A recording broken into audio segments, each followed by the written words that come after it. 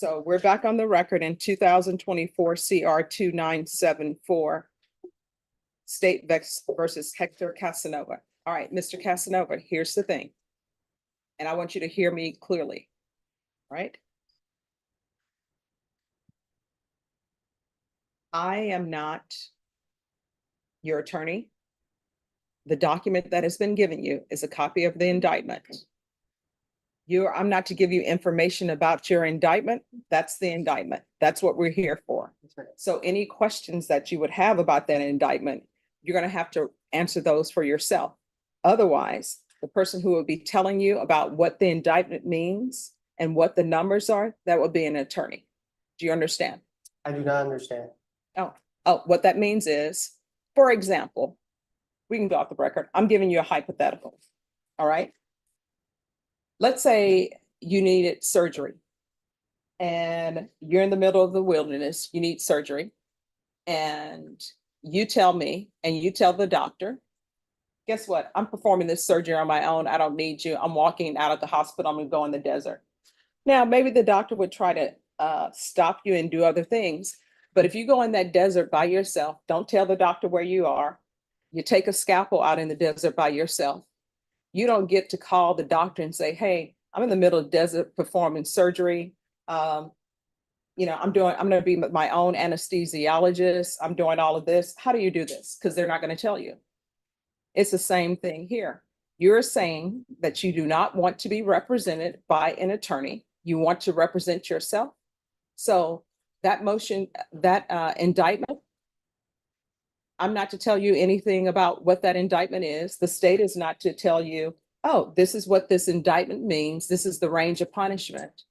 Those are things that you're supposed to do. Do you understand? I still don't understand. All right. So just have a seat. This is what's going to end up happening. You're going to have an attorney. That attorney is going to come over to the court right now. You're going to speak to that attorney. After you speak to that attorney, we're going to go forward. Ms. Ferguson, can you call manage to sign counsel and let them know that we need an attorney over here? And that attorney will talk to you. That attorney will tell you what that indictment means. That attorney will tell you the range of punishment. Do you understand? I still don't understand.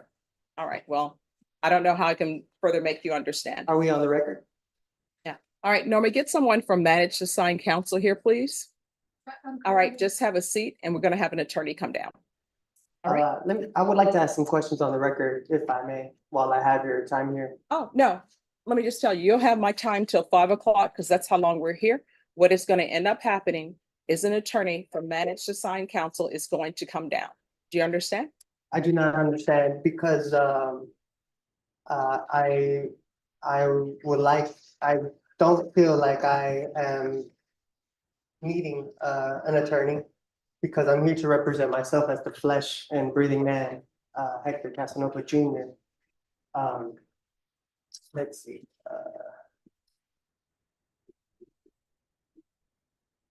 All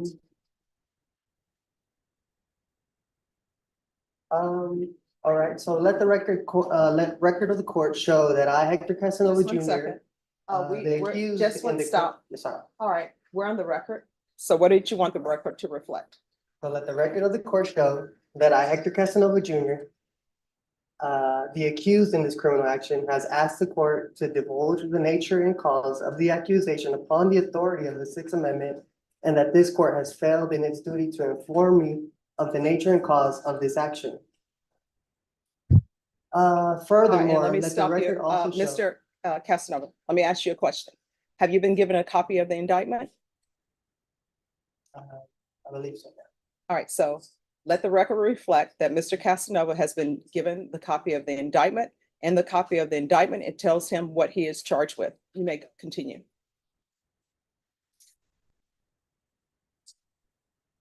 Now, these charges, are they civil? Is this a civil charge or a criminal charge? All right, that is something that if you had an attorney to represent you, they would be able to tell you. What the court can tell you is that you are in a felony court and this is a criminal court. Okay. So, this being a criminal, let the record of the court show that the action against me is criminal action, My following question would be, the Constitution grants this court two types of criminal jurisdiction. Criminal jurisdiction under the common law and criminal jurisdiction under the admiralty or military tribunal. In which of these two jurisdictions does this court intend to try me? All right, so this is what is going to happen, Mr. Casanova. Someone from managed assigned counsel is going to come over and you can speak with them or not speak with them. But the questions that you are asking the court are not, some of them are not in any shape, form, or fashion related to the fact that you're in a criminal district court. Do you understand? I do not understand. Okay. But I don't think you'll be violating your oath of office if you did your duty under the Constitution. I am not seeking legal advice. What I want to know is legal intent. Mhm. I have the right to appear as myself in my own person without a licensed attorney. In order to intelligently defend myself, I need to know the jurisdiction this court is operating under. Mhm. Let's see. So therefore, will you please answer the question so that way this court is properly identified? All right, you're in the 187 District Court. It's a criminal court. You're on the 4th floor. Thank you.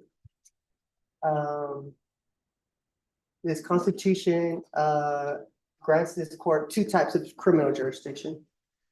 Criminal jurisdiction under the common law and criminal jurisdiction under All right, I'm admiralty going or to military counsel, tribunal. I'm sorry, Mr. Casanova, in the human flesh. I'm going to stop you right there. What is going to end up happening, I want you to hear me clearly. An attorney is coming over for managed assigned counsel, period. That's it. So have a seat, managed assigned counsel will come over. Do you understand? Yes or no? I do not understand. All right, do you understand what it means to take a seat? I do understand. All right, so take a seat. Yes, ma'am. Thank you. Of All right, so Mr. Casanova, Mr. Bonk is going to be your standby counsel. And that's someone that if you have questions, you can ask him legal questions or what you may have. Thank you for your consideration. All right. Uh, And he informed me you wanted to place something on the record? yes, for the record, I wanted to make it known that I'm here on special appearance under threat, duress, and coercion. All right, who threatened or coerced you to come to court? The county of Bear, Texas. How State. so? Well, if I don't come here, then warrants will be placed, which I will be kidnapped and held hostage, and I do not want that. So that's why I'm here under special appearance to clarify any misunderstandings and to let it be known where I stand on the record. Okay. Is there anything else? I said everything that needed to be said. Okay. All right. So what we're going to do is we're going to recall your case in 1 month. It's going to be a discovery setting. So that's to make sure that you have all the information that the state has concerning your case. Do you understand? I do understand. All right, Ms. Ferguson, if I can have a 30-day reset for Mr. Casanova. And after you receive all the discovery, then the next setting is going to be a plea deadline date. The state will tender an offer to you at the next setting. And then I'll give you your plea deadline date and you can accept the state's offer or come to an agreement or not. If you're unable to come to an agreement at that time, it'll be scheduled for jury trial. Thank you, Ms. Boyd. You're welcome. Any other questions? I have no further questions. All right, so Ms. Ferguson is going to give me a date and then you'll sign it. Mr. Bonk will sign it to signify when you're to come back. All right. I appreciate your time. All right, you're welcome. And thank you for dressing appropriately for court. What date, Ms. Ferguson? All right, so we'll be back on July 29th. All right, once you sign the reset form, you'll be excused. Yes. If something were to come up and I need to maybe reschedule that date, is that a possible thing? To You'll come need- up ahead of time? You'll need to speak to the court coordinator and they will let you know. I will tell you the rescheduling of cases. Are you in the hospital? You're not in the hospital, you need to be here. Okay, You understand? so pretty much no excuse, be here. Yes. All right, thank you. Thank you. All right, I think that's our last case for the day. Is that correct? All right, thank you for coming over, Mr. Bach. Yes, Judge. All right. How do y'all do this? Charles. B-U-N. I was just about to ask you Yes. what discovery What you just witnessed in that courtroom was the sovereign citizen playbook on full display. Hector Kasanova Jr. walked into the 187th District Criminal Court in Bexar County, Texas, facing a felony indictment. And instead of working with an attorney, he did what sovereign citizens do. He challenged the court's jurisdiction, demanded to know whether he was being tried under common law or a military tribunal, declared himself a flesh and breathing man, and announced he was appearing under threat, duress, and coercion. Because in his words, showing up to court felt like being kidnapped and held hostage. The judge didn't take the bait, not once. With remarkable patience and precision, the judge walked Kasanova through exactly what was happening, confirming he'd received his indictment, to clarifying he was in a felony criminal court on the 4th floor, and even offering a surgical analogy about self-representation that was as clear as it was memorable. When Kasanova kept repeating, "I do not understand," the judge didn't argue. She simply assigned standby counsel, set a 30-day discovery reset, and mapped out the road ahead. Discovery, plea deadline, and if no agreement is reached, a jury trial. The sovereign citizen strategy failed completely. No jurisdictional chaos, no courtroom theatrics that derailed the process, just a judge who had seen it all before. Calm, firm, and fully in control. Here's what this case reminds us.